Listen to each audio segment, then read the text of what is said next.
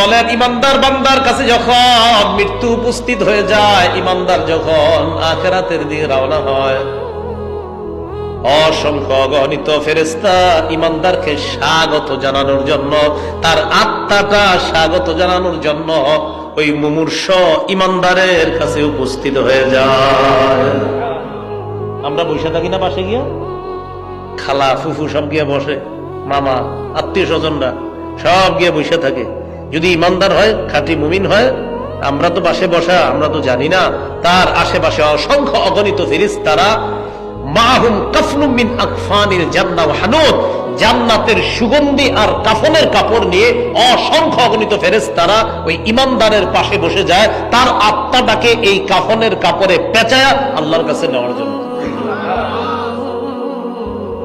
একটু ভাবেন তো, কিছুক্ষণের জন্য আমরা সবাই যে আমার মৃত্যুটা কেমন হবে, যদি ভাবেন যে আমার মৃত্যুটা কেমন হবে, এমন হবে তো যে কাফনের কাপড়ে, জান্নাতি কাফনের কাপড়ে পেঁচা উপরে নিবে। ভাবেন, খুব কঠিন ভাববেন, জানলা এমন হবে তো। যদি না হয় তাহলে আমি ধরা খেয়ে গেলাম। আসার পর সবাই বসে থাকে, হাদিসের মধ্যে আসছে তার আশেপাশে বসবে কতটুকু, মাদ্দা বাসরিহি, তার দৃষ্টি যতটুকু পর্যন্ত যায় মুমূর্ষ ইমানদারের, ততটুকু পর্যন্ত দুইটা সারি হয়ে ফেরেশতারা বসেছে। সুম্মা জাআহু মালাকুল মাউত ইনদা রাসিহি, এরপর মালাকুল মাউত তার মাথার কাছে আসে। মালাকুল মাউত বলেন কে? এটাই বলবেন এখন থেকে সবাই, এটাই বলবেন মালাকুল মাউত। বলেন আত্মা নেয় কে? আবার বলেন আত্মা নেয় কে?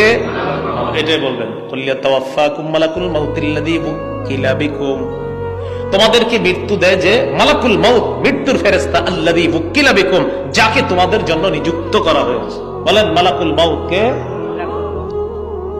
তো তিনি এসে যায়, উপস্থিত হয়ে যায়, মাথার কাছে বসে। বসার পর ওই ইমানদার বান্দার আত্মাকে সুন্দর করে বলে, আইয়াতুহান নাফসুল হামিদা, হে প্রশংসনীয় আত্মা, উখরুজি, তুমি সুন্দরভাবে বের হয়ে আসো।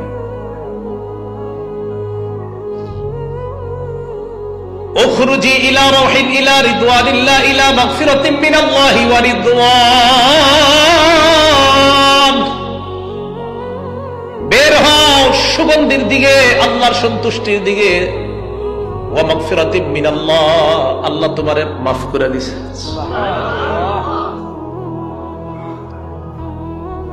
আত্মাটা আস্তে আস্তে বের হয়। নবীজি বলেন, আচ্ছা না থাকলে নাই, না থাকলে